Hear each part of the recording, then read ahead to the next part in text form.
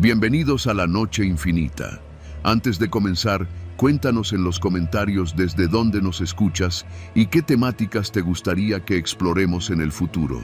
Leemos cada mensaje con atención y siempre tomamos en cuenta sus sugerencias para los próximos relatos. Sin nada más que decir, comencemos. Siempre he trabajado de noche porque el dinero rinde más cuando los demás duermen. No por gusto, sino porque en la madrugada la ciudad baja la guardia y uno puede encontrar oportunidades que no aparecen de día. Durante años hice de todo: cargar bultos en la Merced, limpiar cocinas de fonditas, vender dulces en los camiones. Hasta que hace unos meses empecé a ayudar a un amigo en su puesto callejero de tacos sobre la calzada Zaragoza, casi llegando a Ignacio Zaragoza Oriente, donde los trailers pasan como si fueran dueños del pavimento. El puesto no era gran cosa: un toldo remendado, una plancha vieja y un par de mesas plegables. Pero la clientela era buena: gente de paso, choferes, albañiles que entraban a trabajar temprano, vendedores ambulantes como yo. Todos llegaban porque, según decían, la carne era más suave y más sabrosa que en cualquier otro puesto de la zona. Lo curioso es que el dueño nunca la preparaba frente a nosotros. A mí únicamente me tocaba calentar tortillas, rellenar tacos y servir refrescos. Él, don Félix, llegaba unas horas antes del turno nocturno, abría la hielera metálica, cortaba la carne ya lista y se encerraba en un cuarto pequeño junto al baldío donde guardábamos las cosas. Nadie más entraba ahí. Don Félix era un señor de más de 60 años, moreno, delgado, con esos ojos que parecen siempre analizarte por completo. Vestía siempre limpio, siempre planchado, pero su ropa olía a metal húmedo y a un tipo de grasa que no logras identificar fácilmente. Ahumado, decían los clientes. A mí me parecía otra cosa. A pesar de todo, me trataba bien. Nunca me regañaba, pagaba puntual y hasta me regalaba un desayuno cuando terminábamos. Yo no preguntaba demasiado. Aquí en la ciudad, entre más curioso eres, más rápido terminas metido en problemas. Pero todo cambió una noche de jueves. Llegué un poco antes, como a eso de las 10. La calle estaba casi vacía. Solo pasaban algunos trailers rumbo a Puebla, levantando tierra, y un par de peceros que traían los últimos pasajeros. Don Félix ya estaba acomodando las mesas, así que me acerqué a ayudar. «Hoy vamos a trabajar poco», me dijo, sin levantar la vista. «Pero quédate hasta el final. Tengo algo que mostrarte». Sentí un pequeño malestar. No me gustaba su tono. Me dijo «mostrarte», como si fuera un maestro a punto de enseñarle a su alumno la parte más difícil del oficio. Encendimos la plancha. Salió el olor de siempre, una mezcla entre carne recién puesta y cebolla. Pero aquella noche la carne era distinta, más roja, más brillante, como si recién hubiera sido cortada de un cuerpo todavía caliente. «¿Está fresca?», le pregunté. Don Félix no me respondió de inmediato.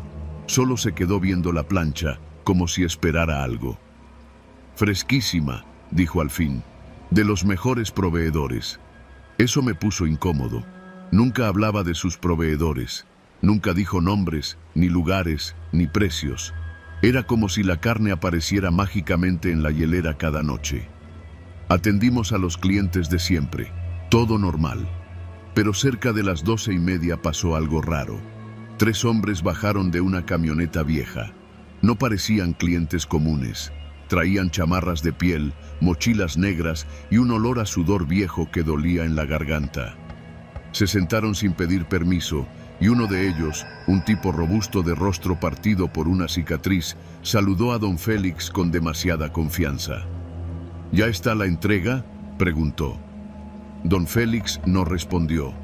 Solo señaló con la cabeza hacia el cuarto pequeño del baldío. La cicatriz asintió. Yo seguí sirviendo tacos, fingiendo que no escuchaba, pero estaba atento. Los otros 2 hombres levantaron el toldo y revisaron discretamente el interior del puesto. Uno tocó la hielera sin abrirla. El otro miró hacia la calle en repetidas ocasiones. No me atreví a preguntar nada. En barrios como ese, hay silencios que uno honra si quiere amanecer vivo.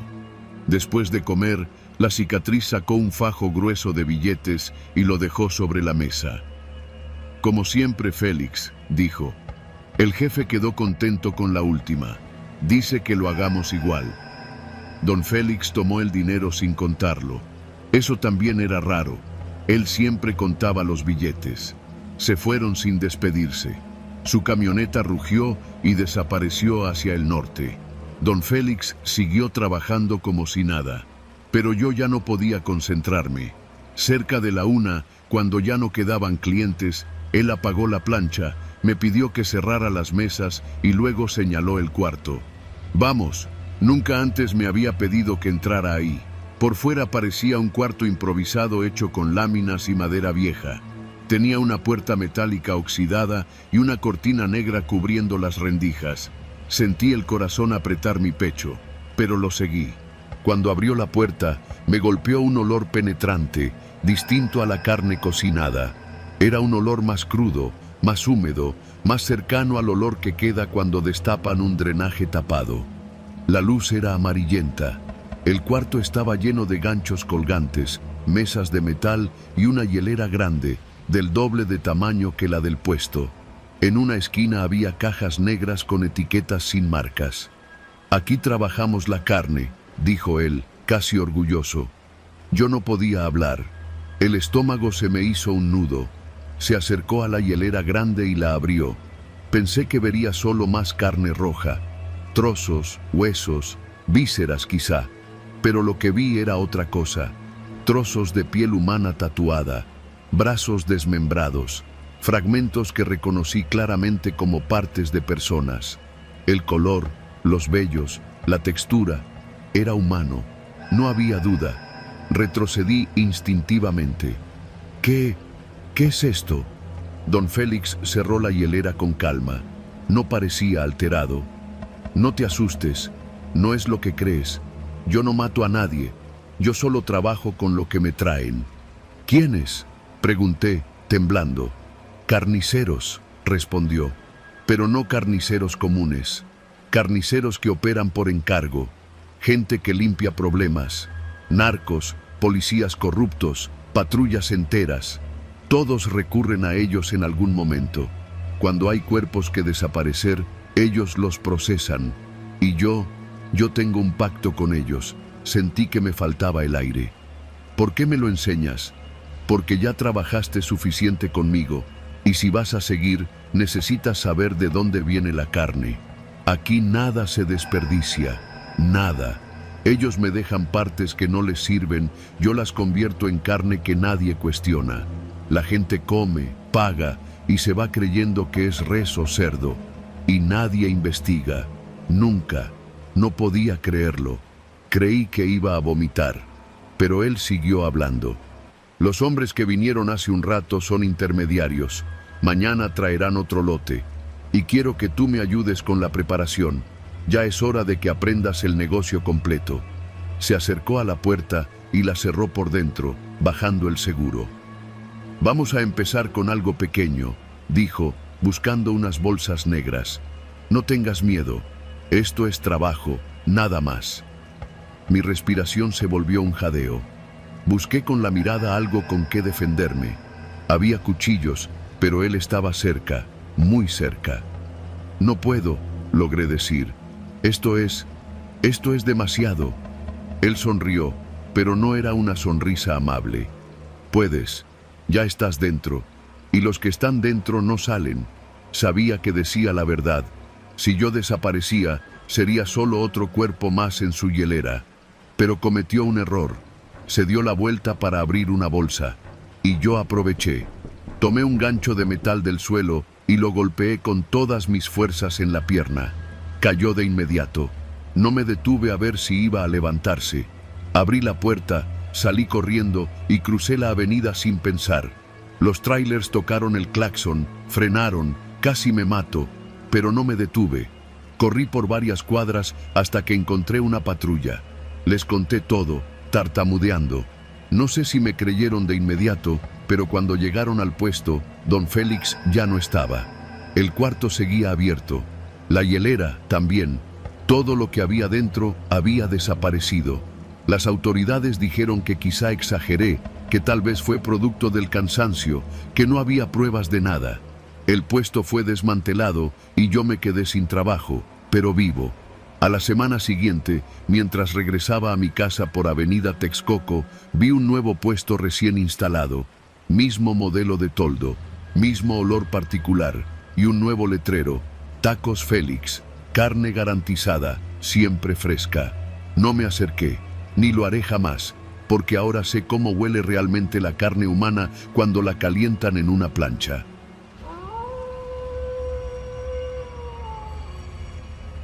Nunca me había dado miedo comer en la calle. Al contrario, siempre he dicho que los mejores tacos están donde el puesto se ve medio improvisado, donde el trompo gira cojo y el vapor del comal se mezcla con el olor a gasolina de la avenida. Pero esa noche en Iztapalapa entendí que hay comidas que te pueden cambiar la vida, y no precisamente por sabrosas. Era un viernes de finales de octubre, una de esas noches con humedad pegada a la piel y un tráfico imposible por Ermita. Yo regresaba del trabajo ya pasadas las 10 de la noche, cansado, con esa sensación pegajosa en la ropa que solo te recuerda que todavía te falta llegar a casa. Pasé por el mercado de Santa Cruz Mellehualco pensando que quizá podía cenar algo rápido antes de irme a dormir. Ese día no había comido bien y ya traía el estómago rugiendo. Casi todos los puestos estaban apagando sus luces, pero uno seguía abierto. Un carrito de tacos instalado junto a un taller mecánico, iluminado con una lámpara portátil amarrada con cinta. Había 2 clientes comiendo en silencio, ambos sentados en sillas plegables, medio encorvados como si les pesara la espalda. El taquero, un tipo flaco con gorra roja, movía la espátula sin voltearlos a ver. Era extraño, pero cuando uno anda hambriento, no cuestiona demasiado. Me acerqué y le pedí 5 de bistec. El tipo no dijo nada, solo asintió con la barbilla y empezó a aventar la carne en el comal. Mientras la preparaba, noté un detalle raro. En el bote metálico donde guardaba la carne cruda había trozos muy oscuros, casi amoratados, como si los hubieran congelado y descongelado demasiadas veces. Pero el olor del comal lo disfrazaba todo, y me dije que quizá era mi cansancio exagerando. Me entregó los tacos y me senté en una de las sillas. El primer bocado me supo bien, aunque tenía un sabor raro, como un amargor casi imperceptible. A los 2 o 3 minutos, mientras terminaba el tercero, sentí algo que no pude ignorar. Un peso extraño en la lengua, como si se me entumiera un poco. Lo atribuí a lo caliente de la salsa, aunque no estaba tan picante. Volví a ver a los otros 2 comensales. Ambos seguían comiendo, pero lo hacían lento, muy lento, como si sus movimientos estuvieran retrasados por segundos. Uno de ellos dejó caer la tortilla al piso sin siquiera reaccionar. Simplemente se quedó mirando al vacío, respirando fuerte. El taquero los ignoraba por completo. No sé por qué, pero un mal presentimiento me atravesó. Me levanté para irme. Apenas di el primer paso hacia la calle, sentí que mis piernas no respondían como siempre. Era como si se me aflojaran las rodillas. El corazón me empezó a latir demasiado rápido y mis manos temblaban sin que yo pudiera controlarlas. Me apoyé en el poste del taller para no caerme. ¿Todo bien, joven?, preguntó el taquero sin una pizca de preocupación. Intenté responderle, pero la boca se me secó al instante. Era como si hubiera tragado tierra. Me temblaron los labios y apenas pude articular un sí. Pero yo sabía que no estaba bien, y por la expresión del tipo, él también lo sabía. Un taxi pasó por la avenida, pero no tuve fuerzas para levantar la mano. Sentí un mareo que me nubló la vista. El taquero se acercó con una calma que me encendió todas las alarmas.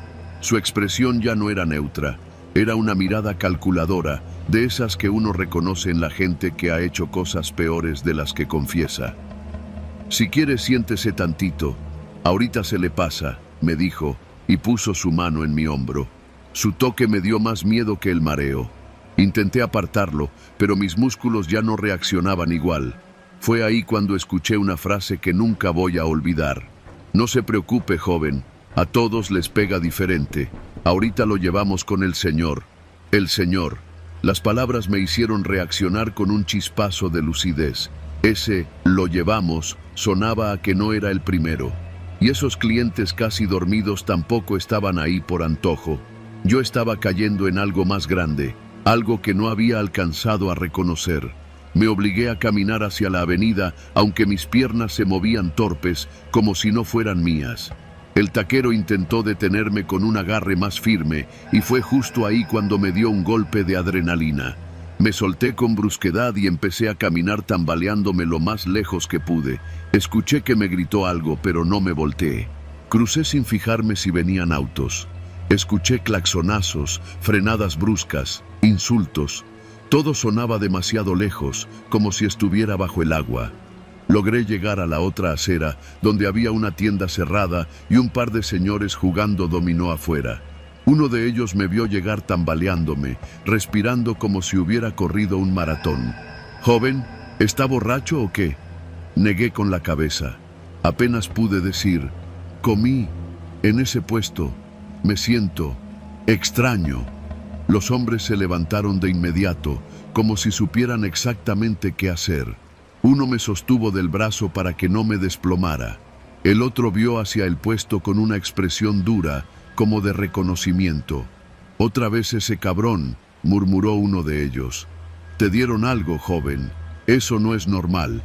El mundo se me volvió borroso. Sentí como mis piernas cedieron. Me recostaron en el banquito de la entrada de la tienda y uno de ellos llamó a una ambulancia mientras el otro me decía que respirara hondo, que no cerrara los ojos. No recuerdo mucho de los siguientes minutos. Solo voces lejanas, luces de sirena, el olor penetrante de alcohol sanitario. Cuando desperté, estaba en la clínica del seguro. Una doctora me explicó que llevaba tranquilizantes potentes en la sangre, de esos que usan para animales grandes. Me dijeron que si hubiera perdido la conciencia en la calle, probablemente me habrían levantado y nadie sabría qué fue de mí. Los paramédicos comentaron que no era el primer caso esa semana. Todos coincidían en una cosa: tacos baratos y un taquero demasiado calmado. Los días siguientes estuve somnoliento, con la cabeza pesada, como si una parte de mí se hubiera quedado tirada en ese banquito de la tienda. Cuando pude caminar bien, fui a buscar a los señores que me ayudaron para agradecerles. No los encontré. El puesto, por supuesto, ya no estaba. El taller mecánico me contó que ese carrito se movía de zona cada pocos días, siempre de noche, siempre buscando clientes nuevos. Dicen que se llevaban a la gente en una camioneta blanca, que nadie sabía qué pasaba después. Algunos hablaban de trata de personas, otros de robos de órganos, otros simplemente callaban. No volví a comer en la calle durante meses. Y todavía hoy, cada vez que paso frente a un taco de plancha y el taquero no me devuelve la mirada, siento que mis piernas se aflojan un poco, como si el tranquilizante siguiera ahí, escondido en algún rincón de mi cuerpo. Yo sobreviví, pero no puedo dejar de pensar en los otros dos clientes de esa noche, los que estaban ahí, sentados en silencio, esperando a el Señor. Nunca supe qué fue de ellos, y quizá es mejor así, porque hay verdades que uno no debe buscar después de escapar de milagro.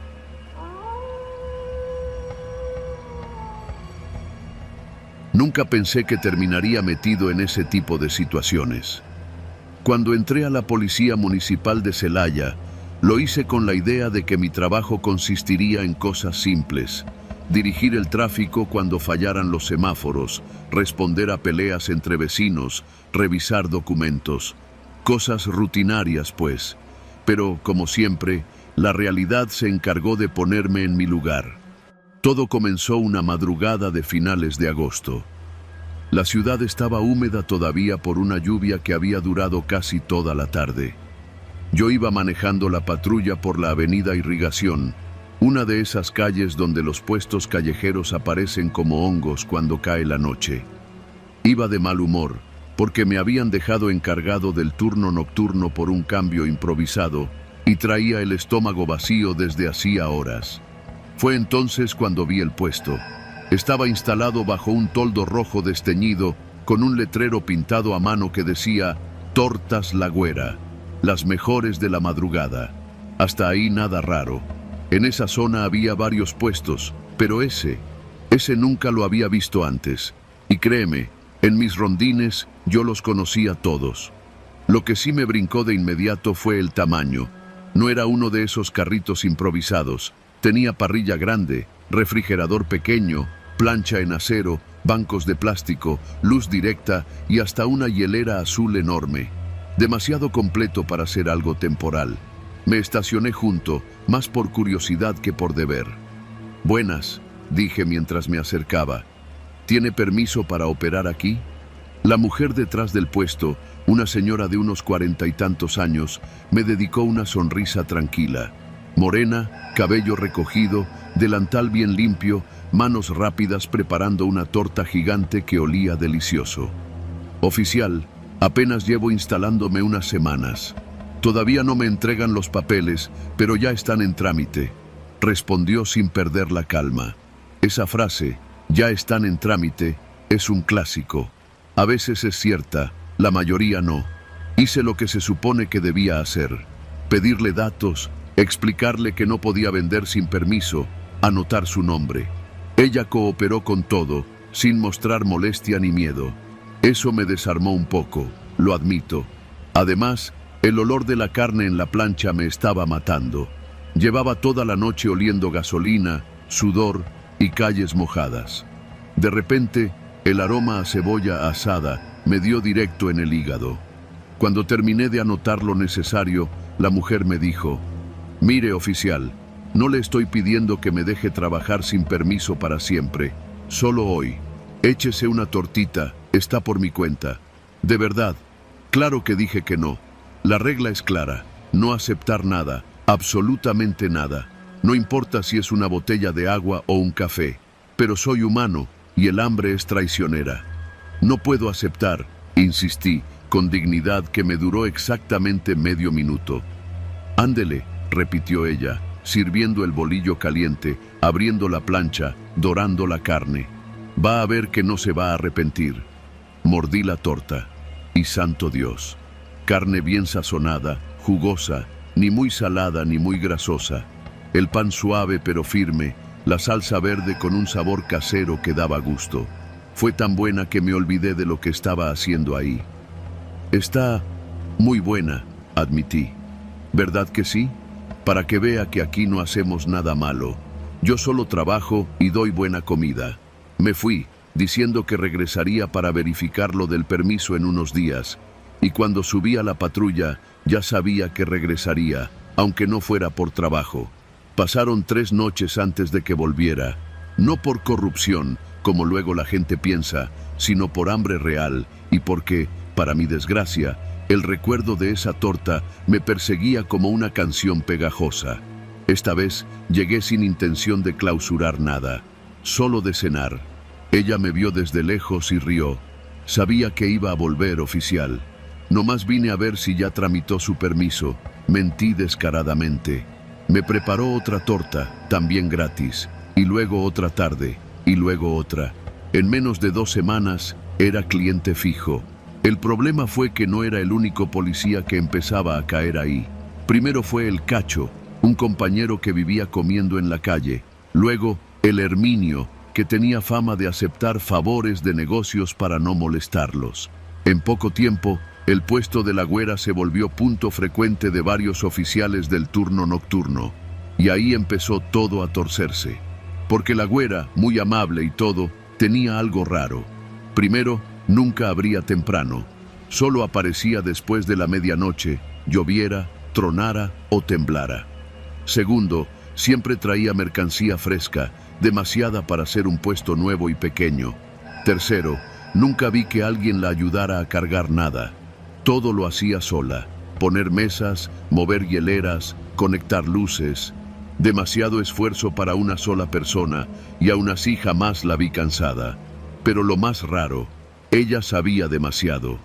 Una noche, antes de que yo siquiera pidiera algo, me dijo: «Hoy lo mandaron a cubrir la colonia Valle Real, ¿verdad?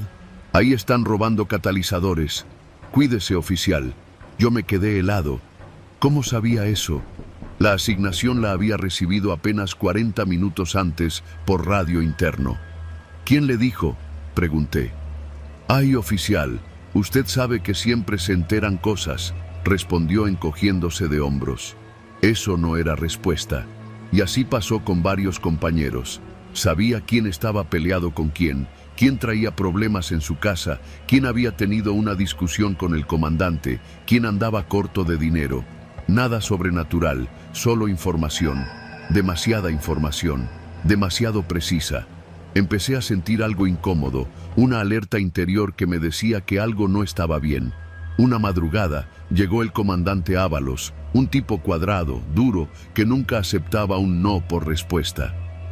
«Voy a clausurar este puesto hoy mismo», me dijo sin rodeos. «Ya estuvo bueno de que traigan este desmadre con comida gratis. Nos está dejando mal parados». Me cuadré, pero por dentro algo me dolió.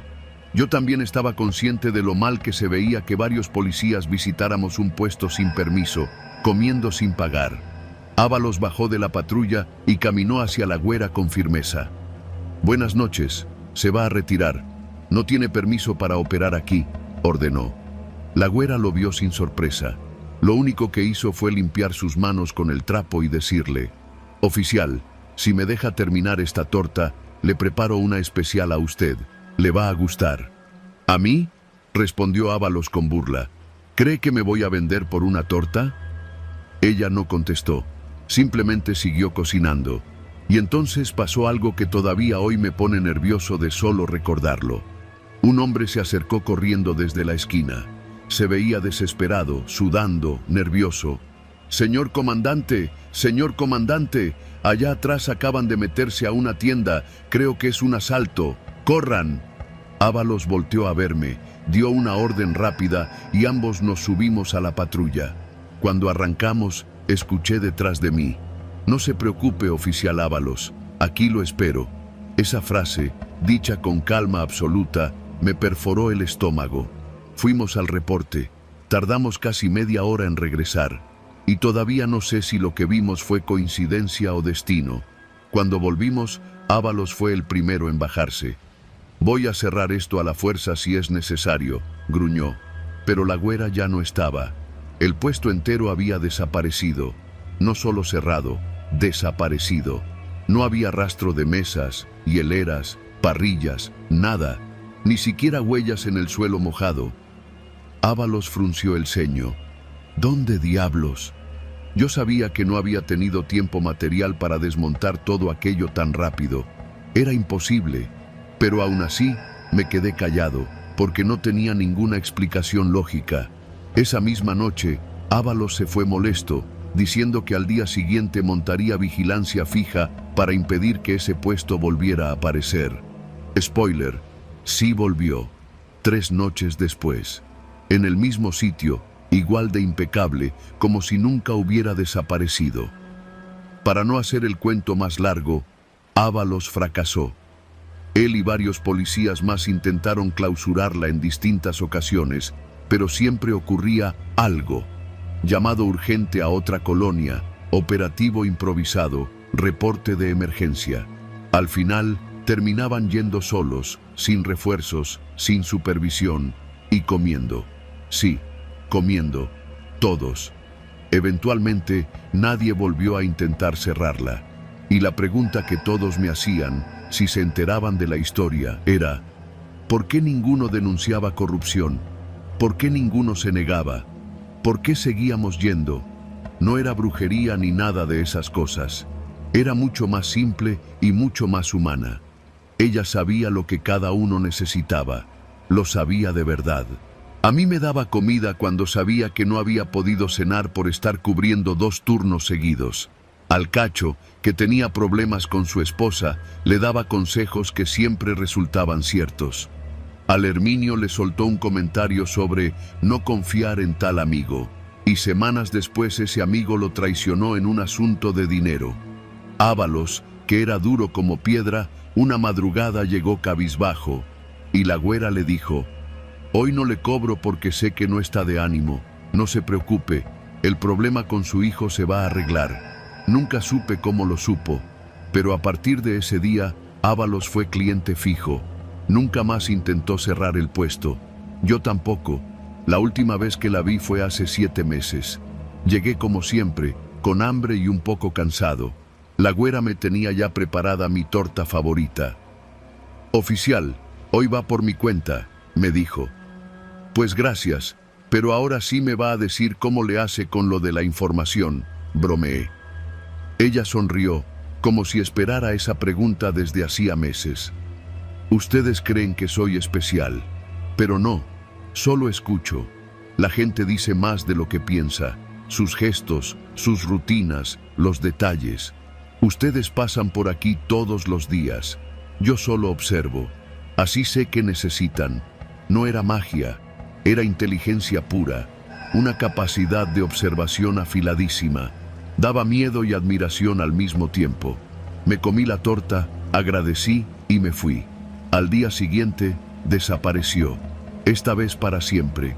Nadie sabe qué pasó. Nadie vio que desmontara el puesto. Nadie la volvió a ver en mercados, tianguis o colonias cercanas. Ábalos mandó preguntar en el padrón de comerciantes. No existía ninguna mujer con su nombre. Algunos oficiales creyeron que quizá era parte de algún negocio informal que se movía mucho. Otros dijeron que solo se cambió de ciudad. Yo no me hago ilusiones. Solo sé que jamás volví a comer una torta igual. Y cada que paso por la avenida Irrigación a medianoche, instintivamente volteo a buscar el toldo rojo, aunque sé que no va a estar ahí. Pero, de vez en cuando el turno se pone pesado y siento que la vida me rebasa, juro que el aire nocturno me trae un olor leve, inconfundible, a carne dorada y cebolla asada. Como si me estuviera diciendo, aquí sigo, oficial, solo que ahora usted ya no me necesita.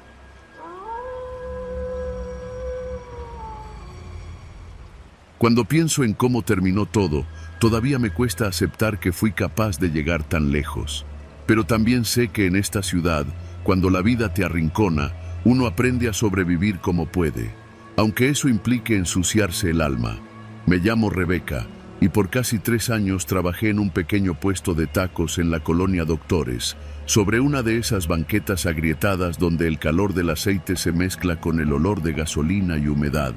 Era un trabajo matado pero honesto. Lo había empezado con mi esposo, Mauricio, pero cuando empezó a perder dinero apostando, cuando las deudas se triplicaron y los cobradores empezaron a venir a gritar afuera de nuestra vecindad, entendí que mi vida se estaba partiendo en dos. La noche que cambié para siempre fue la misma en que lo perdí todo. Mauricio desapareció luego de una discusión. Se llevó el poco dinero que teníamos para pagar la renta y me dejó con una deuda que él había firmado a nombre mío. Pendeja yo, por amor, por confianza, por no saber decir que no. Los cobradores empezaron a venir cada maldita mañana. Golpeaban la puerta, me gritaban que sabían mis horarios, que sabían dónde estudiaba mi hijo, que no era difícil desaparecer a gente como nosotros. Una tarde incluso dejaron un sobre con la foto de mi niño saliendo de la primaria. Supe que no estaban jugando. Yo tenía que pagar esa deuda como fuera. Fue una señora llamada Doña Leti, que tenía un puesto de quesadillas unos metros más adelante, quien primero me enseñó a vender comida. Pero ella también cargaba con su propio infierno y aunque nunca lo decía abiertamente, todas sabíamos que su puesto tenía clientes especiales que no venían por comida. Una noche, cuando ya estaba desesperada, me tomó del brazo y me dijo: «Si quieres salir de esta, vas a tener que hacer algo más que vender tacos, hija. Aquí nadie se salva siendo buena». Yo no quería escucharlo, no quería creer que en ese mundo tenía que entrar, pero la realidad no espera a que una se haga fuerte. Abría el puesto a eso de las 6 de la tarde, cuando empezaba a refrescar el aire y los trabajadores de la zona salían a buscar algo rápido para cenar. Ponía la plancha, calentaba el aceite, picaba la cebolla y el cilantro.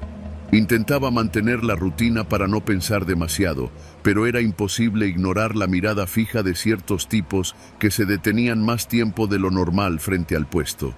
La primera noche que lo otro pasó, yo ya llevaba varios días sin pagarle al cobrador principal. Un tipo moreno, ojos hundidos, siempre con una chamarra negra sin importar el clima. Le decían el Rulo.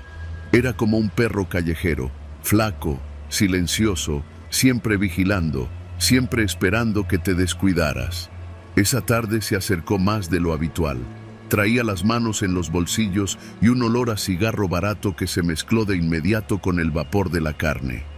«Vas a tener que pagar ya, Rebe, o mañana ya no hay aviso, ¿eh?» No respondí. Solo seguí picando cebolla, como si la tabla pudiera absorber mi miedo. Me dijo que regresaría por la noche, cuando estuviera más tranquila para pensar. Yo sabía qué significaba eso. Los cobradores tenían un código no escrito. Si no podías pagar con dinero, había otras formas. Nadie lo decía en voz alta, pero todas las mujeres del corredor lo sabían. Y yo, aunque quería negarlo, estaba acorralada. Mientras cerraba el puesto, llegó una mujer que parecía fuera de lugar en la colonia. Era joven, bien vestida, cabello lacio y maquillaje perfecto. No tenía cara de querer tacos. «¿Vendes algo más?», preguntó en voz baja, viendo a ambos lados. Me quedé helada. «No entiendo», respondí, aunque sí entendía. Ella se acercó más. «Sé lo que haces. El rulo me dijo que te preguntara por el servicio».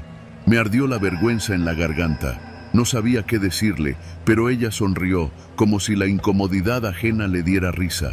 «No te espantes, yo no vengo por eso». Metió la mano a su bolso y sacó un sobre. «Él quiere que entregues esto hoy mismo, que aprendas a hacer favores. Dice que así se empieza a pagar». Metió el sobre bajo la tabla de picar. Antes de que pudiera preguntarle algo, se fue. Cuando levanté el sobre pude sentir algo rígido dentro. No era dinero, era una USB. Mi estómago se revolvió. Ese era el trabajo extra. Transportar cosas sin abrir la boca. Ser el eslabón más débil, el que nadie notaba, el que podía desaparecer sin que nadie preguntara. Si decía que no, podían hacerme algo. O peor, hacerle algo a mi hijo. Acepté. Los primeros días solo debía llevar la USB a un tipo que estaba siempre sentado en una banca del Parque Cuauhtémoc. Llegaba, pedía una quesadilla, aunque no se la comiera, y se iba cuando yo le entregaba el papel envuelto donde ocultaba la memoria. El tipo jamás hablaba, ni un gracias, ni un gesto.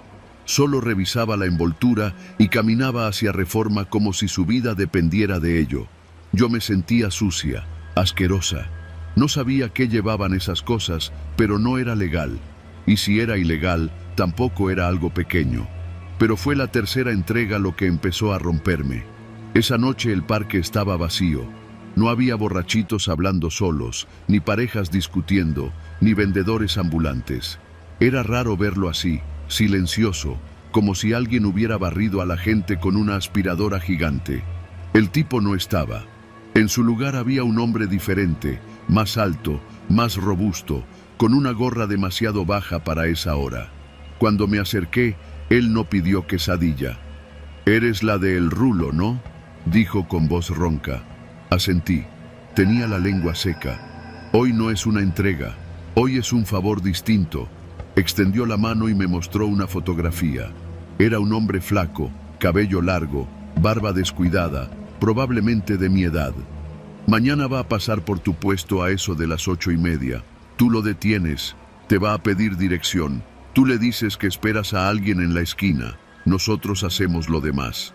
«¿Lo demás?», pregunté, aunque prefería no saber. «Nomás lo distraes. Lo que pase después no es tu problema». Retrocedí. Sentí el corazón golpeándome el pecho como si intentara huir sin mí. «Yo no puedo hacer eso». El hombre dio un paso hacia mí. «No se te pidió permiso, se te está avisando». Llevé la foto a casa y la escondí en un bote de arroz vacío. Me temblaban las manos tanto que casi tiro la cocina. Esa noche no dormí. Cada vez que cerraba los ojos, escuchaba la voz del tipo repitiendo: «No es tu problema». Pero sí era mi problema, porque si aceptaba, ya no era una víctima, era cómplice. Llegué al puesto temprano, instalé la plancha, puse la carne, corté limones. Me movía como un robot. La gente pedía, pagaba y se iba. Las horas se hicieron eternas. A las 8:30 exactas, vi al hombre de la foto. Caminaba despacio, Mirando alrededor como si buscara a alguien, se acercó al puesto. Yo me paralicé. Buenas noches. ¿No sabrá si por aquí hay un señor que vende elotes? Me dijeron que estaba en la esquina, pero no lo veo. Tenía voz tranquila, normal, un ciudadano cualquiera, un hombre que no sabía que lo estaban cazando. Tragué saliva. Una parte de mí quería decirle la verdad, que corriera, que algo malo iba a pasarle. Otra parte, la más cobarde, veía la foto de mi hijo guardada en mi mandil y sabía que si abría la boca nos mataban a ambos. Me mordí los labios tanto que sentí el sabor metálico de la sangre. Sí, está... La voz se me quebró. Ahí, en la esquina. El hombre sonrió, agradeció y caminó hacia donde yo le había señalado. Un minuto después, escuché los pasos apresurados de dos tipos viniendo desde la sombra de un auto estacionado. No hubo gritos, no hubo pelea, solo un ruido opaco, como un golpe seco, y luego el arrastre de pies sobre el pavimento. Yo seguí preparando tacos aunque mis manos temblaban, aunque me sudaban los ojos, aunque sentía que el mundo entero se me hundía en el estómago. No miré, no quería mirar. Esa noche tomé una decisión. No volvería a ser parte de eso. No volvería a ver a El Rulo. No volvería a llevar memorias, ni fotos, ni mensajes. No era una asesina. No podía cargar con algo así. Antes del amanecer tomé a mi hijo, un par de mudas de ropa, su cuaderno favorito y el dinero que había ahorrado del puesto. Nos fuimos a Cuernavaca en el primer autobús. Una amiga me había ofrecido trabajar en una cocina económica allá. No me importaba empezar de cero. Sabía que huir en la misma ciudad era imposible. Sabía que El Rulo notaría mi ausencia. Sabía que quizá algún día vendría a buscarme. Pero también sabía que tenía que intentarlo. Han pasado 2 años desde esa noche. Ya no vendo tacos. Ahora preparo comida corrida, guiso arroz, limpio mesas. Mi hijo va a la secundaria y estamos tranquilos por primera vez en mucho tiempo. A veces, cuando camino rumbo al trabajo, creo ver una chamarra negra a lo lejos o un par de ojos que me reconocen. El miedo nunca se va del todo, pero estoy viva. Y mi hijo está vivo. Esa es la única deuda que pienso seguir pagando, porque la otra, la de ese mundo sucio, esa la dejé enterrada en la banqueta de la Doctores, junto al puesto de tacos y junto a la parte de mí que casi no regresa.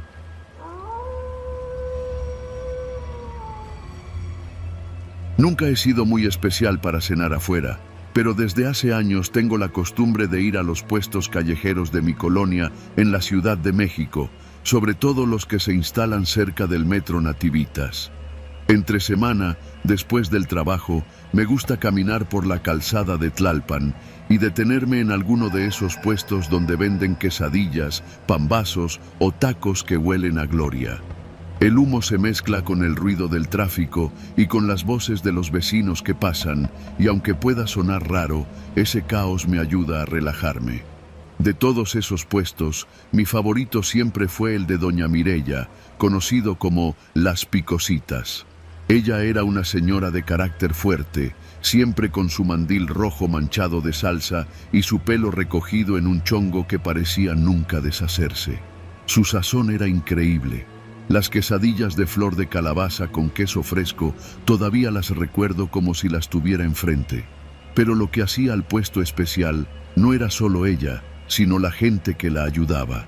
Había algo extraño con los ayudantes de Doña Mireya. Nunca eran los mismos. Cada semana, sin falta, llegaba alguien distinto. Hombres jóvenes, mujeres calladas, señores de aspecto cansado, muchachas muy serias. Todos trabajaban como si ya conocieran la rutina, pero ninguno duraba más de 7 días. Al principio pensé que solo era rotación común. Después de todo, la vida en los puestos callejeros es pesada. Pero la constancia del cambio empezó a llamarme la atención, sobre todo porque ninguno de ellos hablaba mucho. No se presentaban, no platicaban con los clientes, no parecían querer hacer amistad. Simplemente atendían, trabajaban rápido y desaparecían a la semana siguiente. Nunca lo cuestioné, hasta aquella noche. Fue un jueves de finales de agosto, una de esas noches húmedas en las que el aire huele a lluvia aunque no caiga ni una gota. Había salido tarde del trabajo y como mi refri estaba vacío, decidí pasar a Las Picositas antes de irme a casa. Cuando llegué, el puesto estaba más lleno de lo normal. Algunas personas formaban una fila corta, mientras otras esperaban paradas a un lado, sosteniendo platos de plástico cargados con quesadillas recién hechas.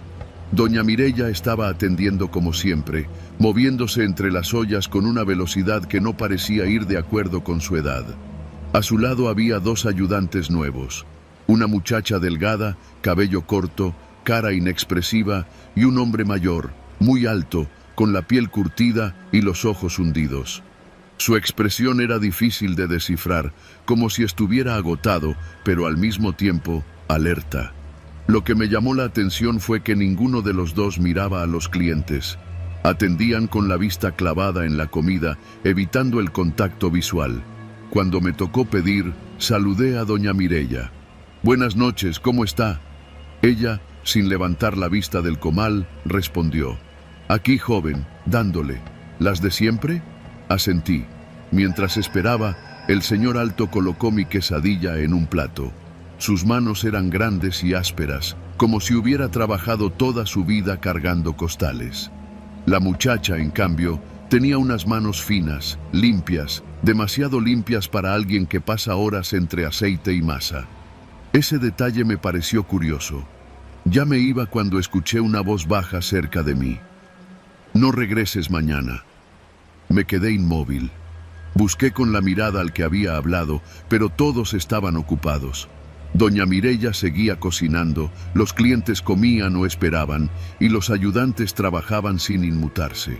Por un segundo pensé que lo había imaginado. Aún así, esa frase se me quedó clavada en la cabeza. Caminé hacia mi departamento intentando ignorar esa sensación de inquietud. «Seguro escuchaste mal», me repetí. Pero no escuché mal. Al día siguiente, viernes, pasé cerca del puesto sin la intención de comprar. Solo por curiosidad, para ver si los mismos ayudantes estaban ahí. Sin embargo, el puesto no estaba. No había rastro alguno, ni las mesas, ni los banquitos, ni el tanque de gas. Nada. Solo el espacio vacío. Me extrañó porque doña Mireya jamás faltaba en viernes. Los vecinos siempre decían que ella solo descansaba los lunes. Pensé que quizás se había enfermado o algo así, pero algo dentro de mí me decía que había algo más. Caminé unos metros más y me encontré con el señor Toño, el de los elotes. Lo saludé y le pregunté si sabía por qué no habían abierto Las Picositas. El señor Toño dejó de mover el elote que tenía en la olla y me miró con un gesto raro. «¿Cuál puesto, joven?» «El de doña Mireya, el de las quesadillas». Se quedó pensativo, como si buscara en su memoria. «Aquí no se pone nadie con ese nombre». Sentí un vuelco en el estómago. «¿Cómo que no? Si yo vengo cada semana». El señor Toño negó con la cabeza. «No, joven. Aquí solo estoy yo y el de los tamales al otro lado, pero doña Mireya... No conozco a ninguna». Quise insistir, pero su expresión era tan genuina que me contuve. Me alejé confundido, tratando de acomodar las ideas. ¿Cómo que no la conocía? ¿Cómo que ese puesto no existía para él? Regresé a casa con un mal presentimiento que no podía explicar. La semana siguiente, el puesto reapareció en el mismo lugar. Sí, así como lo lees, reapareció, como si nunca se hubiera ido. Pero ahora los ayudantes eran otros. Un joven moreno, con brazos fuertes, y una mujer mayor de mirada triste. Ninguno de los dos era del grupo anterior. Me quedé observándolos unos minutos antes de acercarme. Algo en mi interior me pedía que me fuera, pero la curiosidad fue más fuerte. Doña Mireya me reconoció. ¿Va a querer lo de siempre? Ayer no estaban, dije, evitando sonar acusatorio. Ella continuó cocinando sin inmutarse. Nos fuimos temprano, respondió. Hubo un problemita. Los ayudantes no levantaron la vista. Solo escuchaban, como si sus oídos estuvieran atentos a cada palabra. Sentí que algo en ese puesto estaba mal, muy mal. Mientras pagaba, la mujer mayor, la nueva ayudante, me extendió el cambio y murmuró, sin mover los labios: «Ellos no podemos irnos, tú sí». Sentí un escalofrío en el pecho. Sí, un escalofrío en el pecho, no en la espalda como cliché. Era diferente, como una presión, como si me advirtiera que estaba cruzando un límite peligroso. Me alejé del puesto sin tocar la comida, con el estómago revuelto. Los días siguientes, cada vez que pasaba por la zona, veía ayudantes distintos. Nunca repetían. Algunos parecían exhaustos, otros confundidos, otros simplemente resignados. Y todos, absolutamente todos, evitaban mirar a los clientes. Empecé a preguntar discretamente a otros vecinos si conocían a doña Mireya. Unos decían que sí, otros que no, como si el puesto existiera para algunos días y para otros no. Pero lo más inquietante fue la conversación que tuve con una señora de la colonia. Ella me dijo: «Mireya no es la misma. Antes tenía a su hijo ayudándole, pero desde que él desapareció, cada semana hay alguien nuevo ahí. Nadie sabe de dónde lo saca. Dicen que son personas que llegan a pedir agua o comida y luego se quedan». «¿Se quedan?», pregunté. La señora bajó la voz: «Trabajando, sin irse, como si no pudieran». Esa noche decidí que iba a averiguar qué pasaba. No podía seguir ignorando lo evidente. Regresé al puesto un jueves, pero esta vez sin intención de comprar. Me mantuve a distancia, observando. Ese día había 2 ayudantes nuevos, un muchacho de mirada perdida y una mujer que temblaba como si tuviera frío, aunque la noche estaba cálida. A pesar del movimiento normal, había algo raro en ellos. Parecían seguir órdenes invisibles. Movían las manos con precisión, sin fallar, sin distraerse. Doña Mireya apenas hablaba, solo supervisaba. Me acerqué al joven. «Oye, ¿todo bien?». Él siguió volteando tortillas sin mirarme. «No deberías estar aquí», susurró. «¿Por qué cambian cada semana? ¿De dónde vienen?». Su respiración se aceleró. «Las semanas no son semanas aquí», dijo. «Para nosotros, duran más». Antes de poder preguntar más, doña Mireya me miró fijamente. Una mirada dura, seca, como una advertencia muda. Tomé distancia. Esa noche no dormí. Sentía que algo estaba mal, que esos ayudantes no estaban ahí por voluntad propia. Eran personas que parecían atrapadas, trabajando porque no tenían opción. Y nadie, absolutamente nadie, preguntaba nada. Los puestos callejeros de la ciudad están llenos de historias que nadie cuenta. Pero yo no podía quedarme así. Al día siguiente, fui temprano, mucho antes de que pusieran el puesto. Me quedé esperando en la esquina como quien espera una combi. Después de un rato, doña Mireya llegó empujando su carrito metálico. Venía sola. «¿Puedo ayudarle a montar?», pregunté. Ella se detuvo y me miró con desconfianza. «¿Y por qué quiere ayudarme usted?». «Porque quiero entender», dije sin rodeos. «Quiero saber por qué sus ayudantes cambian cada semana. Quiero saber quiénes son». Por un segundo pensé que me iba a correr, pero no. Solo exhaló profundamente. «No te metas», dijo.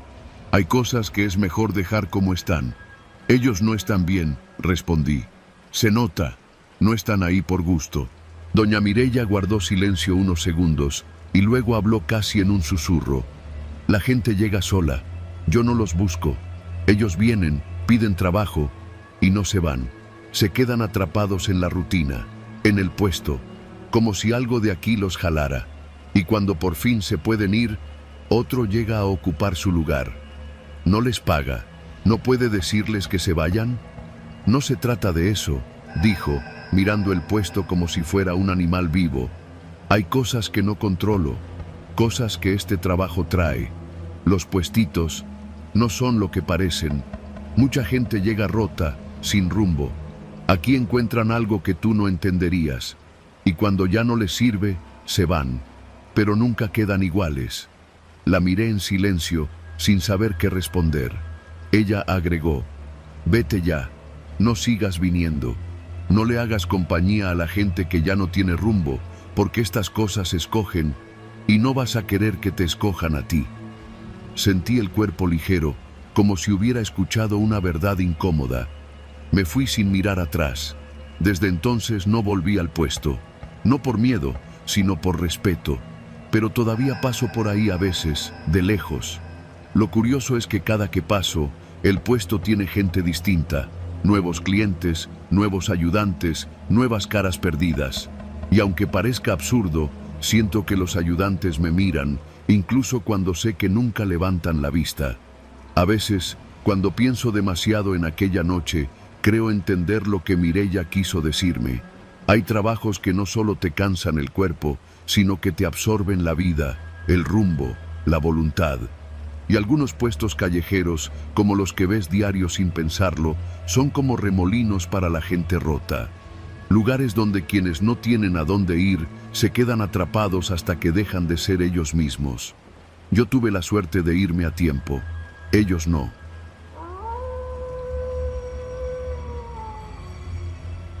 Nunca pensé que una simple antojadita nocturna sería la razón por la que todavía, años después, evito pasar por esa parte de la ciudad, aunque sea la ruta más rápida.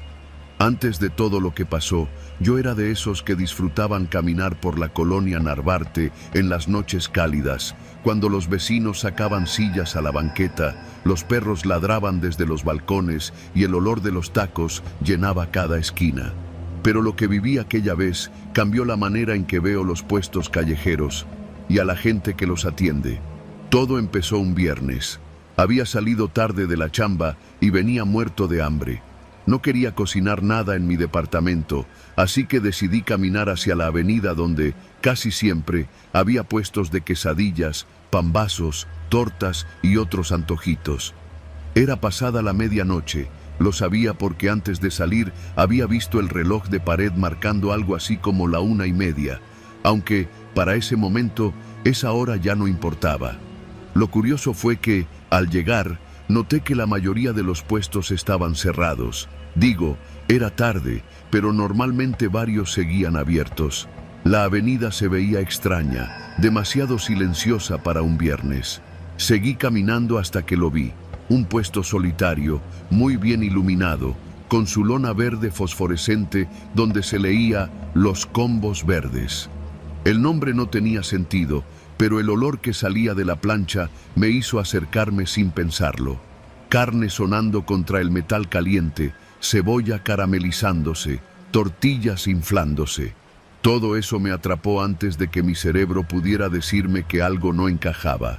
Detrás del fogón estaba un hombre de unos 40 y tantos, moreno, con un mandil gris lleno de manchas de aceite. Tenía barba de unos días y una mirada que no sabría describir. No era agresiva, tampoco era amable, era calculadora. Observaba todo, cada movimiento mío, como si ya supiera quién era y qué hacía ahí. «Buenas noches», me dijo.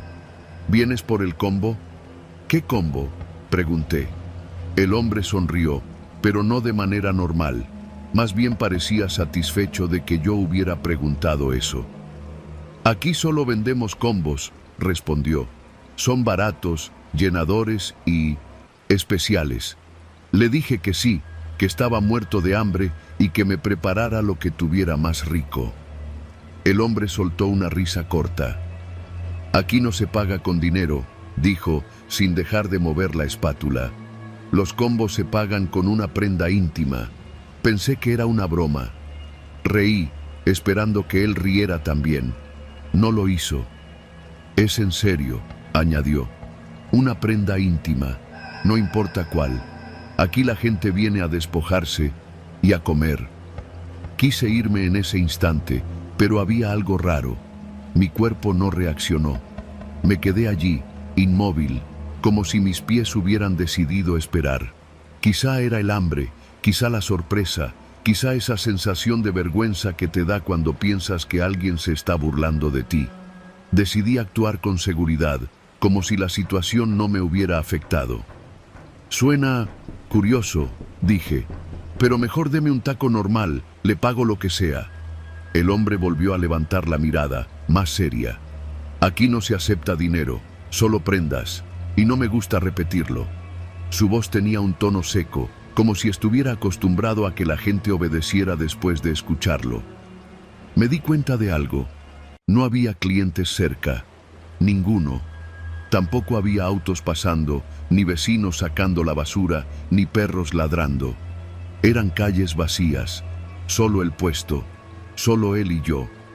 Me dijo que la oferta era única, que sus combos eran famosos entre quienes buscaban algo distinto, que mucha gente venía desde lejos solo para entregarle algo personal y comer algo que, según él, limpiaba por dentro.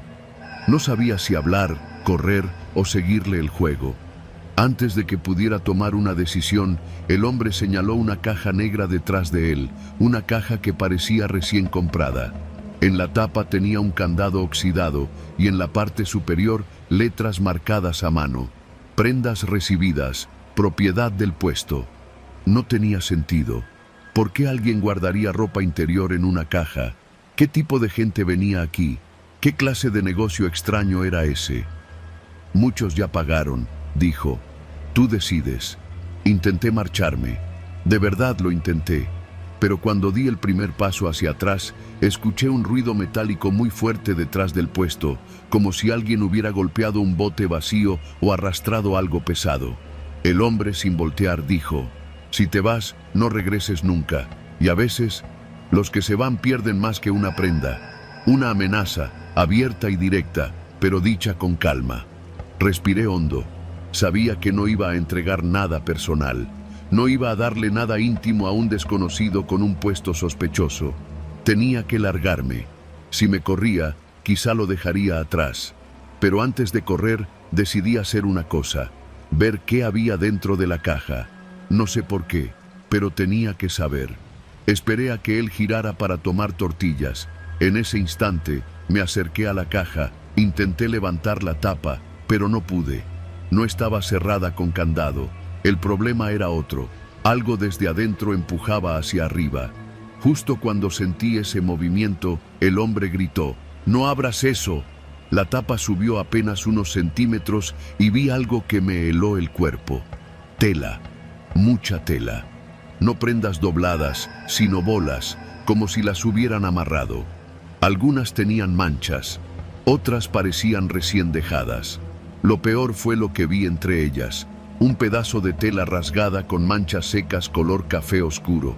Eso no era comida, no era colección, no era normal. El hombre se acercó rápido, muy rápido, bloqueando la caja con su mandil. Te dije que no la abrieras, dijo con la mandíbula apretada. ¿Qué hace ahí adentro?, pregunté. No respondió, solo tomó la espátula como si fuera un arma. La prenda, exigió, o te vas sin nada, pero tú decides lo que pierdes. Algo atrás de mí se movió, un susurro de tela, un paso muy leve, una sombra proyectada por la luz del puesto.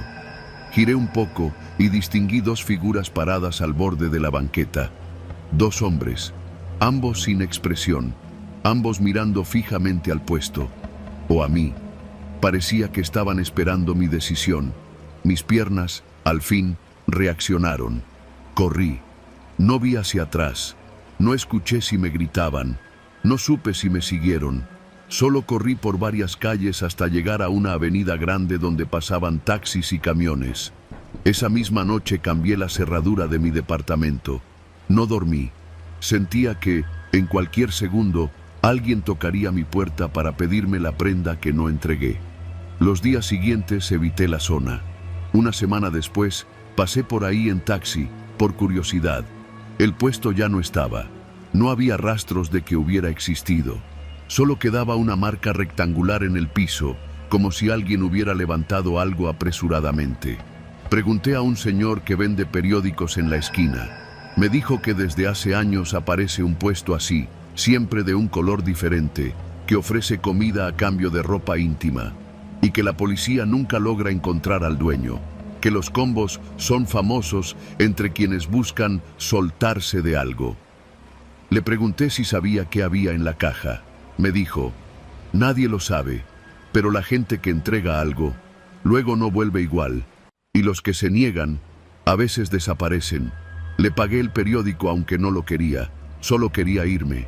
Mientras me alejaba, el voceador gritó detrás de mí: «Dicen que el puesto cambia de lugar cada semana. Capaz te lo encuentras por ahí». Desde entonces no he vuelto a comer nada en la calle por las noches. No importa qué tan rico huela, no importa qué tan vacío esté el estómago. Prefiero llegar a casa, aunque sea a las 3 o 4 de la mañana, y comer algo frío de mi refrigerador. Es mejor así, porque sé que ese puesto sigue por ahí, en alguna esquina de la ciudad, esperando a que alguien se acerque, esperando otra prenda para su caja, y yo no pienso volver a arriesgarme.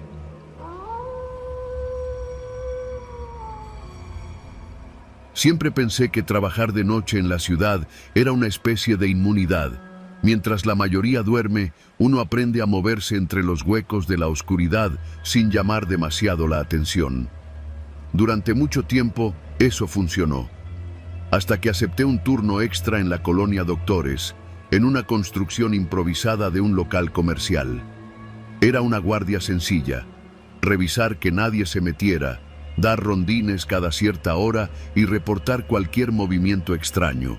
Pero cada noche, al terminar mi ronda, pasaba por el mismo puesto callejero que se instalaba justo en la esquina donde la avenida se angostaba. Un carrito viejo de lonas rojas y una parrilla oxidada donde el taquero, un hombre sin expresión y con voz demasiado suave, servía su especialidad: tacos de suadero. El primer detalle que me inquietó fueron los utensilios. Las pinzas, la espátula y esa enorme tabla de picar estaban manchadas con un color entre café oscuro y rojo seco. No era grasa, no era salsa, era otra cosa. Lo sabía desde el primer día que me acerqué, pero no dije nada. Todos los que iban parecían ignorarlo, como si fuese parte del encanto del puesto. Yo no comía allí, pero mi parada siempre coincidía con ese olor a carne hirviendo en su propio jugo mezclado con el vapor del aceite recalentado. El taquero me veía pasar, levantaba la barbilla y seguía trabajando sin prisa, sin música, sin acompañantes. Hasta que una noche me habló. «Ya no comes nada, joven». Me detuve. «Nunca he comido aquí», respondí. «Me acuerdo de las caras», dijo él, como si no hubiera escuchado mi respuesta. Me quedé congelado un segundo, pero seguí caminando. Pensé que era un tipo raro y nada más. En la ciudad uno encuentra personas así a cada rato. Sin embargo, desde esa noche lo empecé a sentir más cercano. No físicamente, sino como una presencia que iba llenando el silencio entre mi trabajo y mi casa. Cuando hacía mi ronda, me venía a la mente su cara inexpresiva. Cuando pasaba por la construcción, el olor del aceite hirviendo parecía seguirme, aunque estuviera a una calle de distancia. La inquietud creció cuando, al día siguiente, encontré tirado un cuchillo de cocina en la entrada del local en construcción. Estaba sucio, opaco, con restos de algo que no supe identificar. Lo recogí con guantes y lo guardé en una bolsa para entregarlo al supervisor, pero cuando salí, vi al taquero mirándome desde su puesto, como si hubiera estado esperando a que yo lo encontrara. No hice contacto visual. Primera sospecha. Antes de irme, pasé nuevamente por el puesto. Esta vez había clientes, 2 chicos que parecían estudiantes y una pareja de oficinistas. El taquero se movía con una precisión casi quirúrgica, pero las pinzas seguían manchadas, la tabla también. Y bajo la luz amarillenta del foco colgado, parecía que el color oscuro latía con cada movimiento. «¿Qué le pasó al cuchillo?», pregunté de pronto, sin pensar. Él dejó de mover la carne. «¿Cuál cuchillo?», respondió, con un tono tan suave que me dolió la nuca de tensión. «Uno que encontré en la obra. Aquí no falta nada». Me sostuvo la mirada por unos segundos que se sintieron demasiado largos. Luego sonrió. Era la primera vez que lo veía hacerlo. Una sonrisa leve, sin alegría. «A veces la gente tira cosas extrañas», dijo, retomando el movimiento de la espátula. «Cosas que no quiere que otros vean». El corazón me dio un vuelco, pero no respondí. Me alejé, esta vez caminando más rápido. Las noches se empeoran. En los días siguientes, pequeñas cosas empezaron a cambiar en mi rutina. En la obra encontré huellas de pasos secos, marcados en una mezcla de polvo y tierra, que no eran mías y no coincidían con los trabajadores. Sentía que alguien más estaba entrando en la madrugada. Una noche, muy cerca de mi turno de salida, escuché un golpe seco dentro del local. El tipo de sonido que hace algo pesado al caer. Entré con la linterna lista. Revisé cada rincón. No había nadie. Cuando salí, el taquero estaba frente a la puerta de la obra. No en su puesto, frente a mí. ¿Todo bien?, preguntó. Salté del susto. ¿Qué hace aquí?, pregunté, tratando de sonar firme. Escuché un ruido, respondió. Pensé que necesitabas ayuda. Nadie abandona un puesto callejero tan fácil, menos con comida en la parrilla, menos a esas horas. No necesito nada, contesté, dando un paso atrás. Entonces ya me voy, dijo, y regresó hacia la esquina. Cuando pasó junto a mí, pude olerlo. No a sudor, no a carne asada, a metal, a óxido, a sangre vieja. Señales en el puesto. La noche que casi dejé el trabajo, la colonia completa tuvo un apagón. Mis linternas se mantenían cargadas, pero afuera reinaba una oscuridad absoluta. Me acerqué a la entrada de la obra y desde ahí escuché ruidos provenientes del puesto del taquero. Decidí acercarme. Las sombras hacían que todo pareciera distorsionado, pero aún así pude distinguirlo moviéndose, organizando instrumentos que tintineaban entre sí. No había luz eléctrica, pero la parrilla seguía encendida. Un pequeño generador portátil estaba a un lado. Lo que realmente me hizo retroceder fue notar lo que estaba colgado detrás del puesto, entre las lonas sacudidas por el viento. Ropa, varias piezas, oscuras, manchadas, como si estuvieran secándose. Cuando me vio, se quedó inmóvil. Vine a ver si necesitaba algo, dije, mintiendo. Todo está bajo control, respondió. Aquí nunca pasa nada que yo no pueda atender. Las palabras, lo sentí, tenían un peso distinto, como una advertencia. Me regresé a la obra sin mirar atrás. El punto de quiebre. En la madrugada, escuché pasos afuera. No los ligeros de un caminante, eran pasos dirigidos, como si alguien supiera exactamente hacia dónde iba. Me quedé quieto, respirando lo menos posible. Por la rendija de la ventana improvisada vi una sombra que se movía hacia la entrada de la obra. Tomé la linterna y me acerqué lentamente. La puerta rechinó cuando se abrió. «Joven», dijo esa voz suave que ya me atormentaba. «¿Puedo pasar?». No respondí. «Encontré algo que creo que es tuyo». Entró sin permiso. Se acercó despacio, con algo en las manos. Cuando iluminé, vi lo que traía.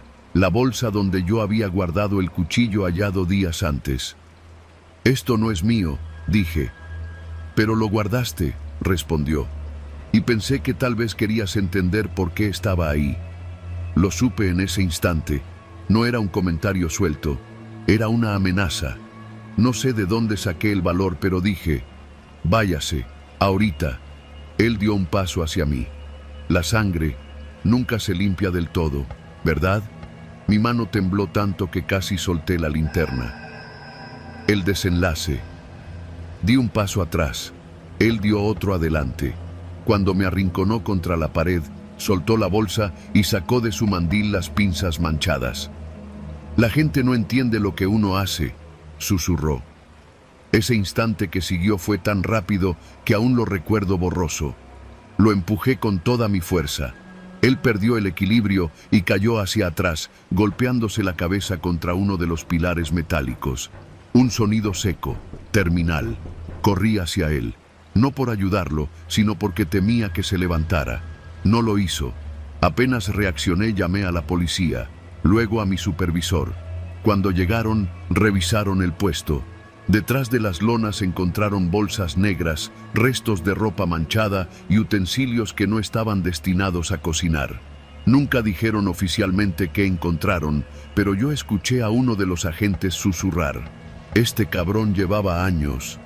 Me temblaron las manos durante semanas. Todavía paso por esa esquina a veces, cuando regreso de madrugada. El puesto ya no está.